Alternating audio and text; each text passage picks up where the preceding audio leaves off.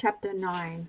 While Giles explained his plan of action, Sally sat at the edge of the semicircle with pen and paper, and while taking the odd note, mostly concentrated on sizing up the cast. Jeremy had seemed pleased to see her, although when Giles arrived, he quickly made his excuse and went off to join him.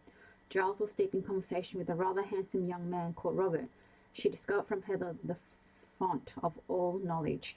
This is Robert Johnson, an actor. He has been around a couple of years and done a bit of telly. I think he is a personal friend of Giles Longfellow, as he came to work here last season, then left. I think he was having a bit of fling with Giles. Didn't know much about him though. Sally watched as Jeremy was introduced to Robert by Giles, and the three of them had an earnest chat about something.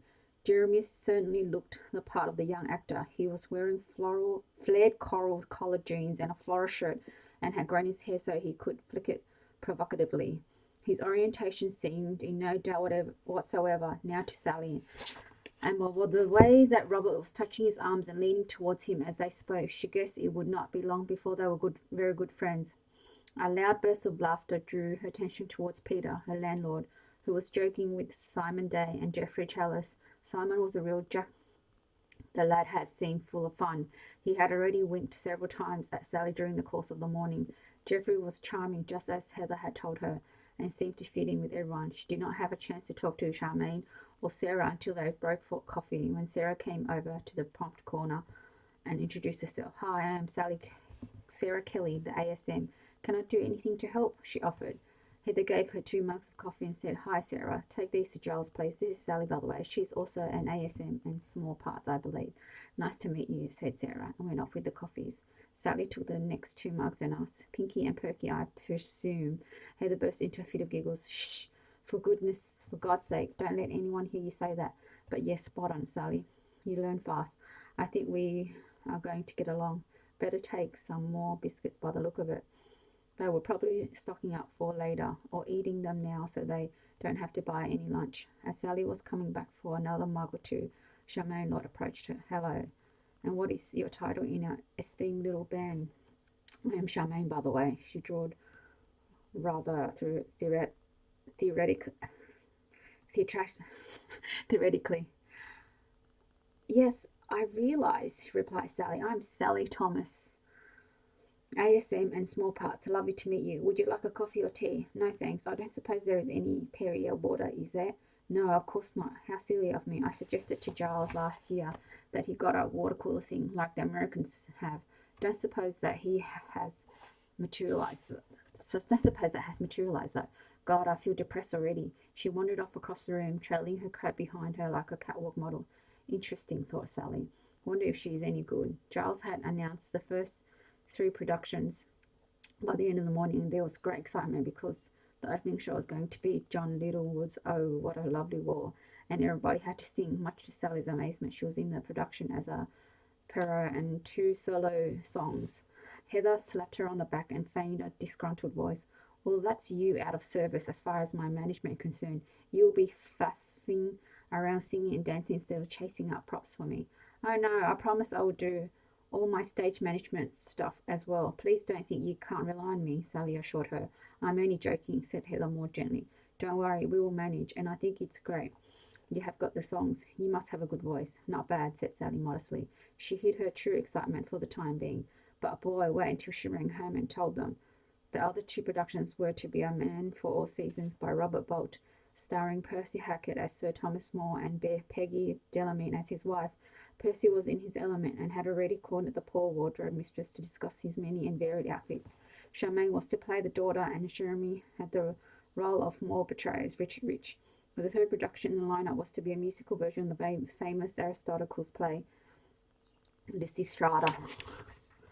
This will be, in essence, a world premiere, ladies and gentlemen, so it will attract great interest, we hope.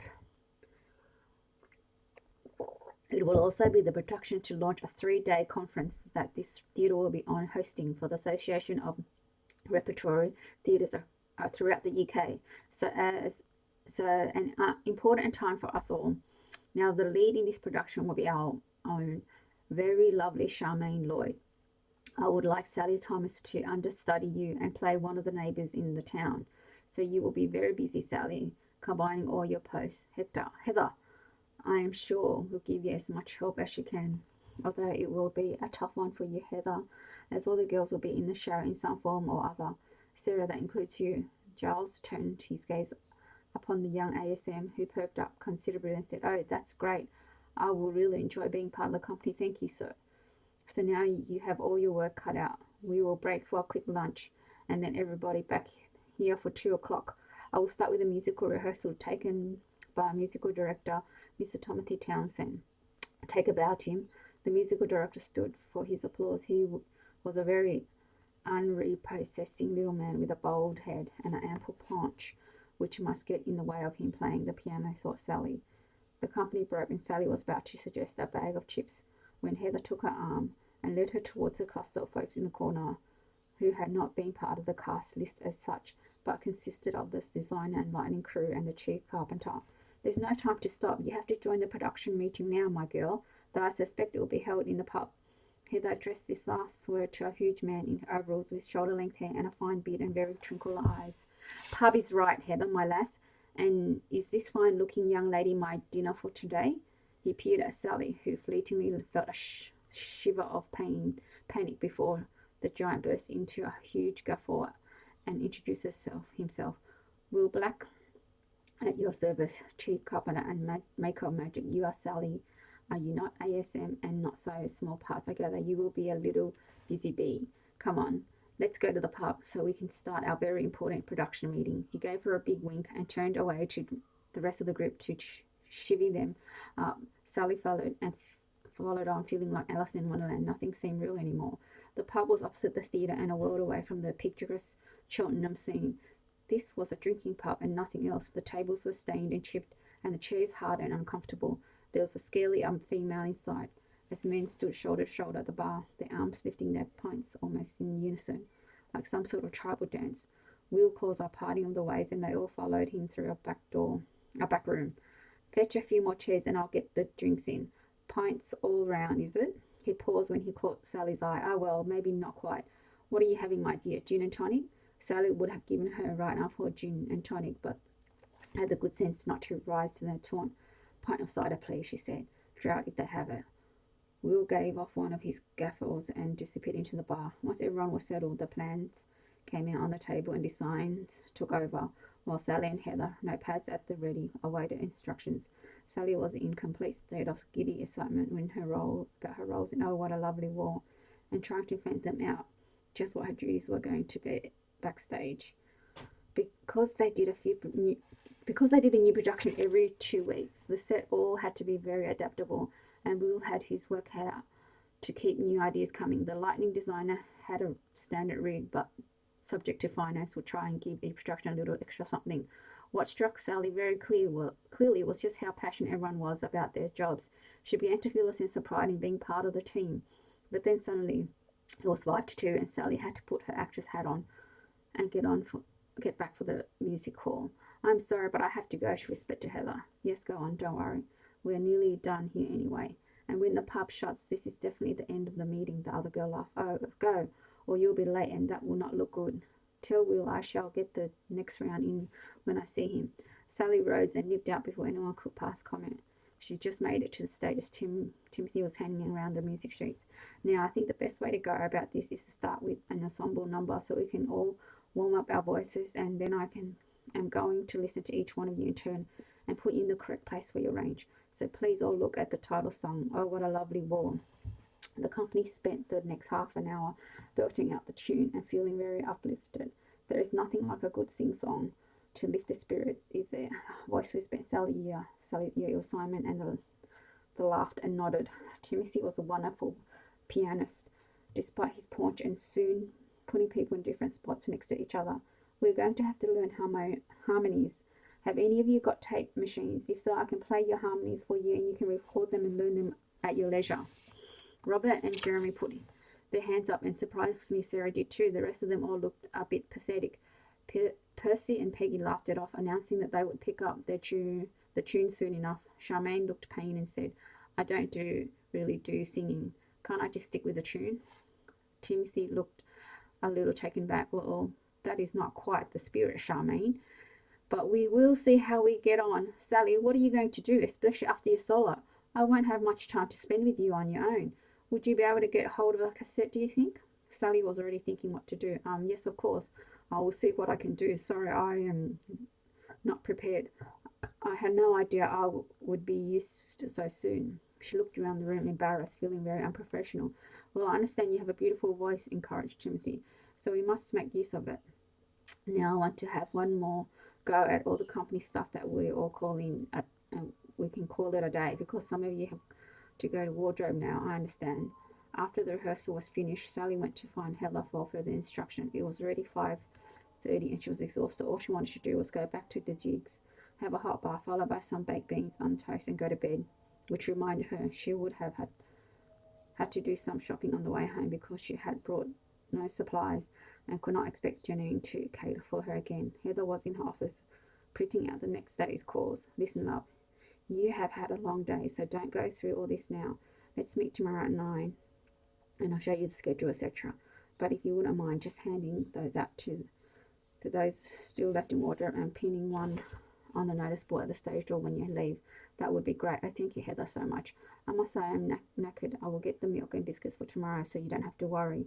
Okay, but remember, no more biscuits now because the next special event, don't spoil them. If this lot have them every day, they will never appreciate the treat. Plus, it will cost you an arm and a leg, and believe me, you will find your way. Just go quick enough without feeding the 5,000.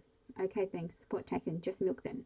See you in the morning. Sally called back over her shoulder. She found Janine in a tiny room of the wardrobes, going through baskets of costumes and said, "You still at it, you poor thing? What time are you going to finish?" "I'm just filling in time while Pete has his fitting. He is nearly done. Shall we walk back together? I have made a stew for tonight. It only needs heating up, and we can get a loaf on the way home from the corner shop. Thank God it stays open late because we've discovered nothing much stays open in Crewe after 5. Janine closed the lid of her trunk and stretched her back. "Oh, Janine, I can't eat your food," replied Sally. "You can't cook for me all the time." "I won't, don't worry. You can cook sometimes, and Pete is pretty good at certain things. Curry, and curry." The other girls laughed. "Okay, that's great. We can set up a rota. I have to buy milk for tomorrow, so I will get the bread at the same time. And how about a bottle of wine to celebrate our first day?" Sally suggested, warming to the plan. "Good idea. Oh, here comes my little Perot. Sally, you will have to be fitted for your Perot costume as we are hiring them. Do you want me to do it now while you are here?" Sally sighed. It was the last thing she wanted to do, but needs must. "I suppose it's a good idea to get it over with," she agreed. "Pete, why don't you go to the pub and we'll pick you up on the way out?" Janine gave him a kiss and sent him on his way. They went into the wardrobe and Sally was properly introduced to the wardrobe mistress, Gwendolyn Stewart. She looked very proper and had big black glasses and her hair in a bun, and of course, and of all things, Sally had an instant image of some man removing her glasses and taking down her hair, then ravaging her over the sewing machine. It made her giggle, which caused Gwendolyn to give her strange, straight look. "Something funny?" she said crisply. "No, sorry, I was just hysterical with tiredness. It has been a long day." "Ah, you think this is long? Just you wait until the dress rehearsal and technical days. They are flipping murder." Gwendolyn seemed to enjoy imparting this piece of information. She took a tape measure from around her neck and started to measure Sally's waist, saying, "Right, Janine, take down these measurements, please. Then we can all go home." Once they were finally out of the building, making their way to the pub, Sally ventured to ask Janine about Gwendolyn. "Oh," she said, "okay when you get to know her. She is a bit of a goer by all accounts. At the Christmas party last year, she came dressed as a Moulin Rouge dancer.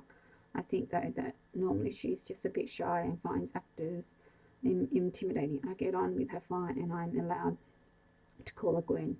She's supposed to be in second in command to Enid, but I think Giles feels that Enid is past it now, so he's easing Gwen in, hoping Enid won't notice." Sally laughed and decided she would work on Gwendolyn, if nothing else, then for Dora's sake, because it could be awkward for her sister if they didn't get on. The two girls dragged Pete away from Simon, Robert, and Jeremy and trudged up the hill to the little house. The corner shop was just closing, but Sally managed to get her milk and white slice and a bottle of wine, though God knows what it would taste like at home. Janine got the stew, and Pete helped her while Sally went and had her bath. It was heaven, and she vowed to make sure there were always candles and good bath goodies for them all. They ate the stew at their little dining table by candlelight. "Well, saves on electricity, doesn't it?" remarks Janine, "and we all look so much prettier. This one is hitting the spot, Sally. Thank you." They all washed up and then made a beeline for their beds. So much for the sex, drugs, and rock and roll life of wandering actors, called out Peter as he switched off the landing light. Night, night, everyone, sweet dreams. But there was only silence. Chapter 10. Again, please, everyone. Oh, oh, oh, it's a lovely war. The piano was jumping off the boards as Timothy banged out the rhythm. For 3 days, the music rehearsal had taken out over everyone's lives. Wherever one went inside the theatre, someone could be found hunched in a dark corner singing to themselves or tapping out the tune on the kettle in the green room. 2 or 3 of the actors would break off in the middle of a hasty bite of sandwich and burst into their harmonies, then fall back against the battered old sofa, exhausted. This is ridiculous, announced Charmaine. I'm not going to be bullied like this. I'm an actress, not a music hall turn. Peggy, who was standing in the doorway, stopped her in her tracks with, Charmaine, my dear, shut up. You only have to sing the tune once. God only knows it is obvious you are not a singer, but be grateful for small mercies and just get on with it. Sally wanted to giggle out of sheer nerves. The whole thing had become a nightmare. She had never worked so hard in her life. Not only was she trying to learn her 2 solos, but she was running all the errands for Heather on the prop side with Sarah. The girls took it in turns to go around the town begging and borrowing whatever was needed. In fact, the props on this production were not too bad, as the set was minimal. It was more a question of the actors setting the scene. The lighting was going to be important in giving each scene its own atmosphere. Sally had managed to buy a second-hand cassette machine in a charity shop, and every minute she was not working on set, she was playing back her songs. Sarah had proved quite a dark horse. She seemed to know every song backwards and all the harmonies. For a girl who professed to be committed to stage management, she was showing an uncanny interest in the show. Sally made a little note to keep an eye on her. The whole theatre had come alive in the first week. Even the front of house staff seemed to appear out of nowhere. Posters went up in the foyer, and Evie in the box office was like the fairy on the Christmas tree. She was always immaculately dressed in something bright and sparky, her makeup in perfect order, and her hair coiffed to within an inch of each spray peak, like a lemon meringue pie. People dared to pass the front door of the theatre, were somehow drawn into her, were like insects into a Venus flytrap. In the wardrobe department, Gwendolyn, Edna, and Janine were lost behind lines of clothes and piles of shoes and great mountains of black velvet used as curtains to hide the wings at the side of the stage. Huge baskets called skips filled the corridors outside. Poor Heather was not only having to deal with the set's designer, lightning rig, and carpentry demands, but also the constant demands of the cast. Pinky and Perky were up in arms because of their dressing rooms were not ready. Percy's overtrained vowels could be heard echoing down the stairs. Heather, dear, I need a light in here. Peggy would grab Sarah and force her to drop whatever important job she was doing on the production so that she could bring the mistress a small armchair from the store. I have to get my feet up, darling, when I can, she would wheedle. See if you can't find me a little velvet cushion to go on top. There's a dear. Charmaine was in dressing room 3 and wanted Sally to clean it from top to bottom before she would unpack. Honest to God, it's filthy, Sally. I will contract some dreadful disease if I set foot in there now. Please, can't you just spare me an hour or so and give it a good wash down? Sally had sought Heather's advice on this and received a very concise answer. Tell Mama to foxtrot Charlie off. The boys, Simon, Peter, and Jeremy, were having a ball. Sally envied them their carefree camaraderie. They were up and down the stairs all day long singing their soldier chorus. Jeremy had to be reminded every so often that he too was an ASM, and Sally would suddenly have to go and pull him out of the pub to help with the prop building. Robert and Geoffrey stayed on the sideline. Robert was never far away from Giles Longfellow, who would appear on the royal box from time to time and check that all was moving in the right direction. He had announced to the cast that first day that he would rehearse the scenes only once the actors had mastered the songs. Timothy was on a mission for sure, and suddenly by Thursday, the light seemed to dawn and the whole thing came together. It was so exhilarating to stand there and sing out in joyful harmony. Everyone clapped and hugged each other at the end of the run-through. Even Charmaine's solo sounded all right, as she had a sort of warble to her voice that was very much of the period of the First World War. You'd think she had created it especially, whispered Peggy to Percy. Bloody woman has the luck of the devil. Sally had performed her 2 songs well, if somewhat tentatively. Timothy took her side afterwards and gave her some suggestion. You have a beautiful voice, Sally. Now you must add some emotion. Act the song. When you sing Keep the Home Fires Burning, we want to feel your pain, your loss. I want them to be sobbing in the stalls with the other number. I'll make a man of you. I want you to be saucy and seductive. You need to trinkle more. You know the song perfectly to forget about the mechanics and just enjoy. Speak to Audra about getting you some kinky boots or something for that second number. Sally was slightly miffed that somehow she was not sexy enough and decided to have a word with Janine. She found her, as usual, with her head in a skip. Honestly, Sally, I stink of mothballs. It's my new perfume. What can I do for you? Timothy has basically just told me I am not sexy enough in my number. I need some help with my costume, Janine. I know you are up to your eyes, but can you give me an idea of what I'm going to be wearing? Oh God, Sally, I haven't a clue, but Gwen is in the other room. We can ask her. Frankly, Sally would rather have avoided the issue and not bother Gwendolyn, who was still a bit standoffish. As far as Sally was concerned, however, needs must. Hi, Gwendolyn, we have a small problem with our artist here, breathed Janine. Timothy wants her sexier, and we don't have a costume as yet. This could be a problem, though. I suppose you could go on naked, Sally, and that would do the trick. Janine laughed throatily and sadly felt sick at the thought. I'm really sorry to be a pain, Gwendolyn, but if there is anything I can do to help, I will. I could go and see if I could get some black boots, long ones, you know, to glam it up a bit.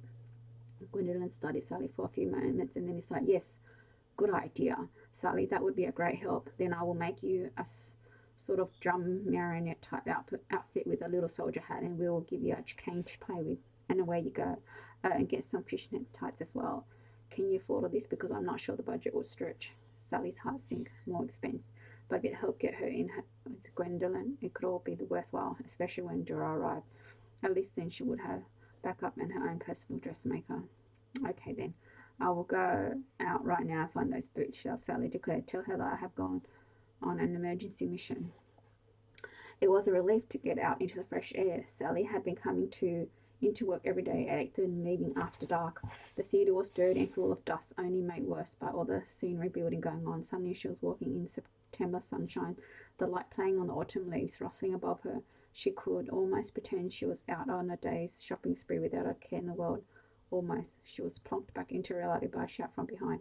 Fancy a good time then, girlie? Simon and Jeremy were descending on her with a huge plant between them.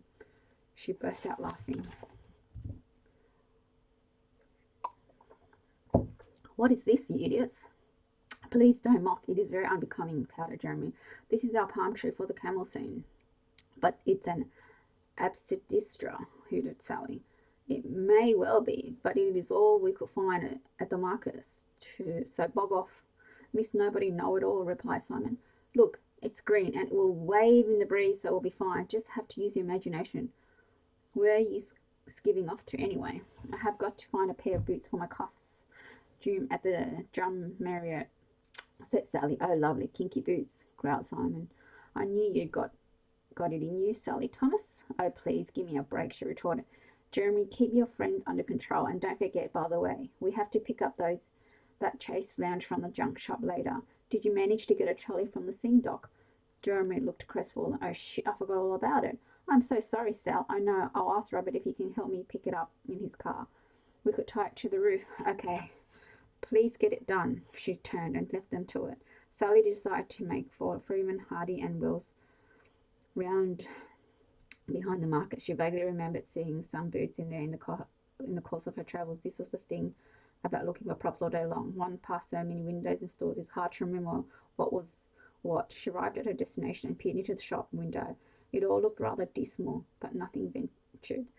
Through the gloom inside, Sally detected a young girl sitting on a bench below shelves of shoebox, filing her nails. Hi, I'm looking for some black knee-high boots. Can you help me at all? She asked.